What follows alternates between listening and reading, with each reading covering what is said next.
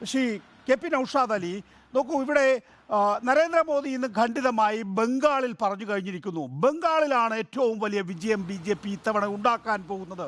നോക്കൂ, ബംഗാളിലെ 18-ൽ നിന്ന് ഒരുപക്ഷെ തൃണമൂൽ കോൺഗ്രസിനേക്കാൾ ഉയർന്ന നിലയിലേക്ക് BJPക്ക് ഉയരാൻ സാധിക്കുകയാണെങ്കിൽ അത് വലിയ മാറ്റമായിരിക്കും. ഒന്നാമത്തെ കാര്യം, ബംഗാൾ പിടിച്ചെടുക്കാൻ BJPക്ക് കഴിയുമെന്ന് മാത്രമല്ല, ദേശീയ തലത്തിൽ BJPക്ക് നഷ്ടപ്പെടുന്ന മറ്റു മേഖലകളിൽ നഷ്ടപ്പെടുന്ന സീറ്റുകൾ കോമ്പൻസേറ്റ് ചെയ്യാൻ ബംഗാളിനെ കൊണ്ട് സാധിക്കും. ശ്രീ കെ പി നൗഷാദ് അലി,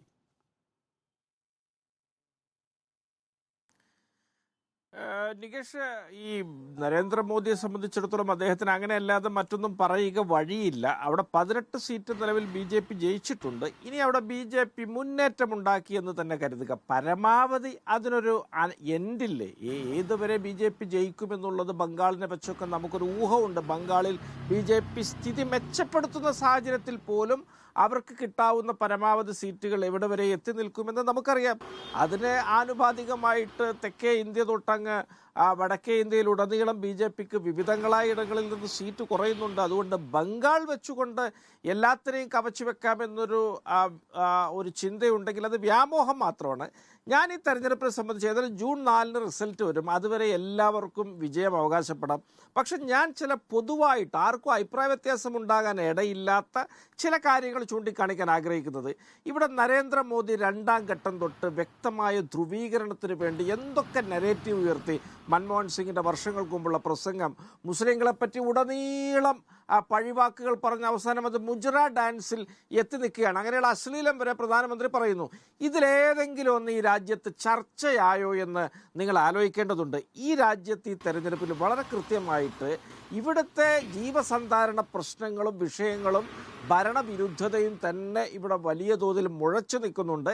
ഞാൻ അത്തരം കാര്യങ്ങൾ മുൻനിർത്തിയാണ് BJPക്ക് വലിയ തിരിച്ചടി ഉണ്ടാകുമെന്നുള്ള എൻ്റെ ഒരു പ്രത്യാശ നിങ്ങളുടെ മുമ്പാകെ പങ്കുവെക്കുന്നത്. ഞാനിത് പറയുമ്പോൾ നിങ്ങൾ ഒന്നോർത്ത് നോക്കണം, പഴയ കാലത്ത് നരേന്ദ്രമോദിയെ നീച്ച് ആദ്മി, നരേന്ദ്രമോദിയെ ചായ് വാല എന്നൊക്കെ മണിശങ്കർ അയ്യർ വിളിച്ചത് തെരഞ്ഞെടുപ്പിലുടനീളം ചർച്ചയായിരുന്നു. വലിയ നെറേറ്റീവും വലിയ സെന്റിമെന്റ്സും ഉണ്ടാക്കിയിരുന്നു. അതിനു മുമ്പ് മൗത്ത് കി സൗദാഗർ എന്ന് സോണിയാഗാന്ധി നരേന്ദ്രമോദിയെ വിളിച്ചിരുന്നു. മർച്ചന്റ് ഓഫ് ഡെത്ത് എന്ന, മരണത്തിന്റെ വ്യാപാരി. അതിന് നരേന്ദ്രമോദി വലിയൊരു കണ്ണീർപ്പാടമാക്കി, ഒരു ഹിന്ദു സാമ്രാട്ടാക്കി, അതിൻ്റെ പേരിൽ ഏറ്റുവാങ്ങേണ്ടി വന്ന പഴിയാക്കി മാറ്റി തെരഞ്ഞെടുപ്പിൽ വിജയം കൊയ്തിട്ടുണ്ട്. അത്തരത്തിലുള്ള ഒരു നെറേറ്റീവുകളും ഏശാത്തതിന് കാരണം ജനങ്ങളെ സംബന്ധിച്ചിടത്തോളം അവരിത് തിരിച്ചറിഞ്ഞു കഴിഞ്ഞു എന്നുള്ള ഒരു യാഥാർത്ഥ്യത്തിൻ്റെ സൂചനയാണ്.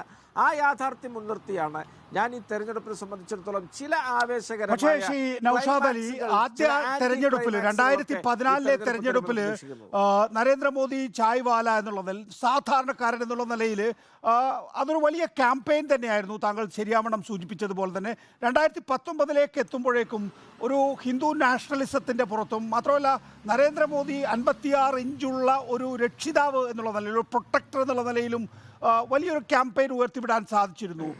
പക്ഷേ 2024-ൽ അദ്ദേഹം ഒരു ദൈവികമായ പരിവേഷമാണ് ഉയർത്തുന്നത്. അതൊന്നും വെറുതെ യാദൃച്ഛികമായി സംഭവിക്കുന്നതാണെന്ന് കരുതാൻ വയ്യല്ലോ. അല്ല, ദൈവികമായ പരിവേഷം നരേന്ദ്രമോദി സ്വയം ചാർത്തുകയാണ്, അല്ലാതെ ആരെങ്കിലും അദ്ദേഹത്തിൻ്റെ മേൽ അത് ആരോപിക്കുകയോ അത്തരത്തിലൊരു വിശ്വാസ സംഹിതയൊക്കെ എവിടെയെങ്കിലും ഉരുത്തിരിയുകയോ ഒന്നും അല്ലല്ലോ ചെയ്യുന്നത്. അദ്ദേഹം സ്വയം അവകാശപ്പെടുകയാണ്. ഇങ്ങനെ സ്വയം അവകാശപ്പെട്ടൊരു പരിഹാസ്യനാവുന്നു എന്നതിൽ കവിഞ്ഞ് അത് എവിടെയെങ്കിലും ഒരു എക്കോ, പ്രതിധ്വനികൾ സൃഷ്ടിക്കുന്നു എന്ന് നികേഷിന് അഭിപ്രായമുണ്ടോ? അദ്ദേഹം പറയുന്നു കുറെ പേര് എക്കോ ഉണ്ടോ അല്ലെങ്കിൽ അതിന് പ്രതിധ്വനി ഉണ്ടോ എന്നുള്ള കാര്യങ്ങളൊക്കെ നമ്മൾ തെരഞ്ഞെടുപ്പ് ഫലത്തിലൂടെ മാത്രമേ അറിയാൻ സാധിക്കുകയുള്ളൂ. നോക്കൂ, 70-കളിലെ ഇന്ദിരാഗാന്ധി അവകാശപ്പെട്ടതാണ്, ഇന്ദിരാഗാന്ധിയിലെ അല്ലെങ്കിൽ ആരോപിച്ചിട്ടുള്ള കാര്യമാണിത്. മാദുർഗ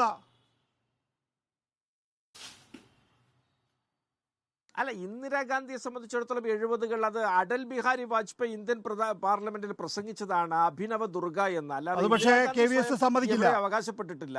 അത് വേറെ വിഷയം. പിന്നെ അല്ല, അദ്ദേഹം സമ്മതിക്കാതിരിക്കാം, അദ്ദേഹത്തിന്റെ കാര്യം. പക്ഷെ ഞാൻ ഒരു കാര്യം കൂടി പിന്നെ നികേഷോട് പറഞ്ഞു. ഇവിടെ 977 ലോക്സഭാ തെരഞ്ഞെടുപ്പ് നടന്നല്ലോ. ഇന്ദിരാഗാന്ധി ഉൾപ്പെടെയുള്ള അവരുടെ ക്യാബിനറ്റിലെ മുഴുവൻ അംഗങ്ങളെയും ഈ പറഞ്ഞ സോക്കാൾഡ് നിരക്ഷരരായ ഉത്തരേന്ത്യൻ ഗ്രാമീണർ തോൽപ്പിച്ചു കളഞ്ഞല്ലോ. ഇന്ത്യൻ ജനാധിപത്യത്തിന് നികേഷ് അതിനൊരു ആന്തരിക ശക്തിയുണ്ട്, ഒരു കരുത്തുണ്ട്. അത് പ്രകടമാകേണ്ട സമയത്ത് ഇടങ്ങളിൽ പ്രകടമാവുക തന്നെ ചെയ്യുമെന്നുള്ളതാണ് ഞങ്ങളുടെ വിശ്വാസം. ശരി, ദയവായി തുടരുക.